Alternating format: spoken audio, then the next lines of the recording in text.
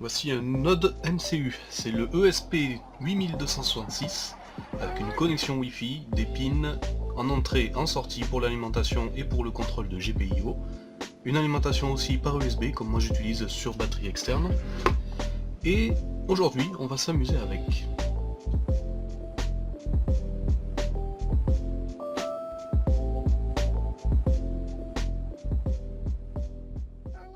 En premier lieu, je tiens à remercier quand même cette personne, donc Space Hu,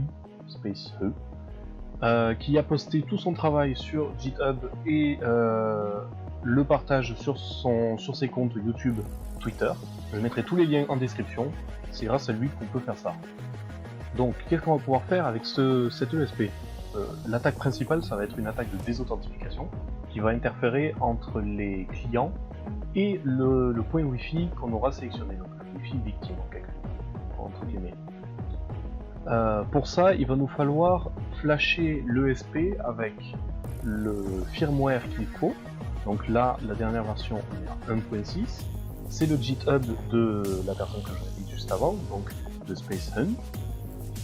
Sur cette page, je vous mettrai les liens dans la description. Il faut télécharger le firmware pour l'ESP 8266, donc pour l'instant il n'y a que ça, version 1 mégabit. Donc c'est la version que moi j'ai, c'est la version que je vous conseille, qui coûte pas trop cher, hein. Je l'ai payé 3 € en Chine, ça a juste mis 2 mois à venir, mais il faut être patient. Sinon vous avez d'autres versions qui coûtent un petit peu plus cher, comme lui là c'est le OLED, donc c'est ceux avec un écran, comme lui là par exemple, voilà. Mais ça reste la même chose. Donc il vous faut le firmware, il faut le télécharger ici, donc je vous mettrai le lien dans la description. C'est un fichier en .bin. Et il vous faudra aussi le logiciel, donc le Node MCU Flasher. Alors vous allez aussi dans les liens dans la description que je vous mettrai. Vous le téléchargez, il n'y a pas besoin de l'installer, donc vous allez directement dans le dossier. Alors ça se présente comme ça le dossier. Vous allez dans la version, donc ça dépend si vous avez Windows en 32 bits ou en 64 bits, pour moi c'est 64, donc je vais dans 64, Release, et nous avons l'ESP Flasher. Bon, je l'ai déjà ouvert, c'est ce logiciel là, c'est un tout petit logiciel, et avec ça, ça va nous permettre de flasher avec le fichier qu'on vient de télécharger, le .bin, le petit node MCU pour pouvoir faire les attaques que je vous ai dit.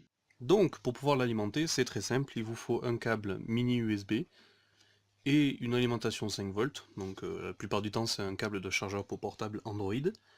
Vous le branchez dans le port et vous le branchez à une alimentation, moi c'est une batterie externe ou n'importe quoi, un bloc de chargeur de portable, ça marchera très bien. Donc sur ce logiciel normalement, il y a dû y avoir un port qui s'est rajouté. Donc vous mettez comme 6, comme 5, je sais pas ce que ça va être pour vous. C'est en fonction du nombre de USB que vous avez, donc automatiquement normalement il devrait se sélectionner. Sinon vous essayez de le chercher. Normalement ça devrait être le seul, moi par exemple c'est le seul. Après il faut aller dans configuration. Donc dans config, vous sélectionnez la petite, donc premier, on n'en a pas 36 000 à flasher. Vous sélectionnez la case à gauche pour bien flasher la bonne chose.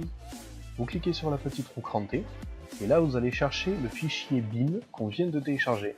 C'est l'ESP, des hauteurs, machin truc. C'est ce qu'on vient de télécharger, donc c'est le firmware lui-même.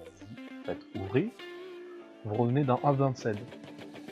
Dans le bitrate, on le laisse donc, excusez-moi, exactement comme je l'ai configuré ici, donc exactement les mêmes paramètres, ça marchera parfaitement, donc 80 MHz avec 4 mégabits pour le flash, même si nous c'est que 1 mégabit, mais c'est pas grave, ça marche quand même. On revient dans opération et on fait flasher. Je reviens juste à vous une fois que ça sera fini, ça prendra 5 à 10 minutes. One eternity later. Donc nous revoilà. Le programme a fini de flasher le node MCU. On peut pour ça le débrancher de l'ordinateur et le rebrancher. Il va s'initialiser et se lancer comme il faut. Là, on va pouvoir observer dans ces réseaux Wi-Fi qu'il y a un nouveau réseau. C'est lui. C'est le réseau PWNED. Pour s'y connecter, il faut rentrer en mot de passe DHOT. Je mettrai à l'écran le nom, c'est le PWNED, PWNED, et le mot de passe, je vous le mettrai à l'écran. On s'y connecte. Ça risque de prendre un petit peu de temps la première fois, mais une fois qu'il connaîtra le réseau, ça sera bon. Normalement, c'est bon, je suis connecté. Et on va pouvoir accéder à l'interface. Donc pour accéder à l'interface, il faut tout simplement rentrer l'IP 192.168.4.1. Donc je répète, 192.168.4.1.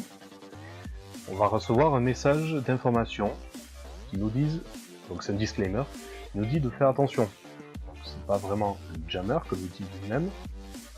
Ça ne jamme pas les fréquences, donc ça n'interfère pas les fréquences. Ça fait que les tromper. On clique sur le bouton j'ai lu, j'ai compris ce que je viens de lire. Et là on arrive sur l'interface.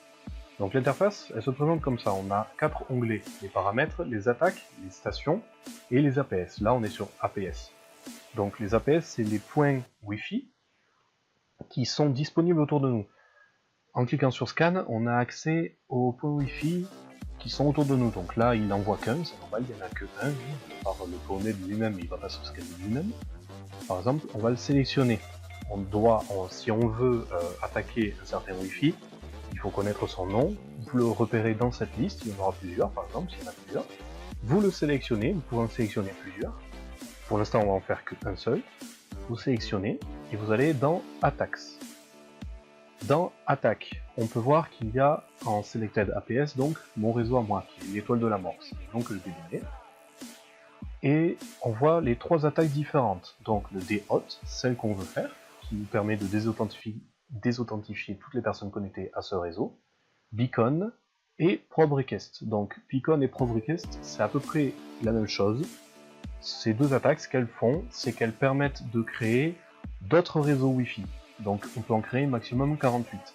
Par exemple, si je veux créer d'autres réseaux Wi-Fi, en plus de mon réseau à moi, ils sont inutiles, hein, c'est juste pour pouvoir flouder la liste des recherches Wi-Fi, par exemple de l'ordinateur ou de quelqu'un. Donc si je veux qu'il y ait 40 réseaux qui s'appellent patate, je mets en SSID donc le nom patate, le nombre j'en mets 48, c'est le max qu'on peut faire, on clique sur Add, là on voit la liste de tous les réseaux qui seront créés. On peut en créer, on peut les supprimer, donc on peut mettre le nom qu'on veut pour chacun.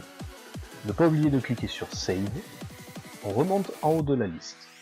Et là, on va pouvoir commencer l'attaque par exemple du beacon. Donc ça, c'est la première attaque, c'est le truc qui ne sert pas à grand chose. Ça va créer plein d'autres réseaux. Voilà, c'est fun 2 minutes, mais ça n'a pas grande utilité. Non, nous ce qu'on veut, c'est le DHOT. Donc là, il n'y a pas plus simple, il n'y a rien d'autre à faire, c'est de cliquer juste sur Start. Alors, le problème c'est que des fois ça peut nous déconnecter, donc là où on est connecté, ça peut nous déconnecter du réseau Powned. Ça a un petit peu bugué. Voilà, donc, là il nous dit que il n'arrive pas à charger le bon truc, mais c'est parce qu'il s'est déconnecté et reconnecté aussitôt. Je vais refresh la page. Normalement, oui voilà, il s'est connecté à mon réseau par défaut. Il faudrait que tu te connectes. Voilà, celui-là.